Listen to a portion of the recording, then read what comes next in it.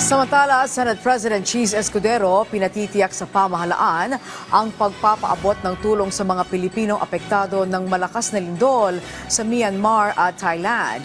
Pagiging alerto at handa naman ng mga Pilipino sa anumang sakuna, ipinaalala ng isang kongresista. Ang sentro ng balita mula kay Daniel Manalastas.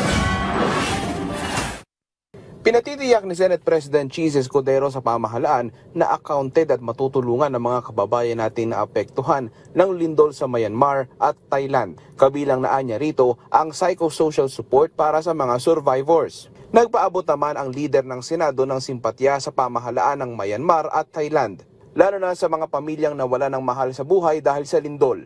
Nais din ng senador na masiguro ang regular inspection sa mga infrastruktura naman sa ating bansa. Hinimok naman ni Senador Sherwin Gatchalian ang Department of Foreign Affairs at Consulate na paigtingin ang operasyon para mahanap ang mga Pinoy na nawawala. Sa lindol naman sa Thailand, bagamat walaan niyang Pilipino na naiulat na casualty, hinimok din ng senador ang DFA na magamit ang mga resources na mayroon upang tulungan ang mga apektadong Pinoy sa lugar. Kinilala rin ng senador ang pamahalaan sa pag-mobilize ng humanitarian assistance team para sa mga apektadong lugar. Bilang miyembro niya ng ASEAN, kailangan handa tayo sumuporta sa mga karatig nating bansa.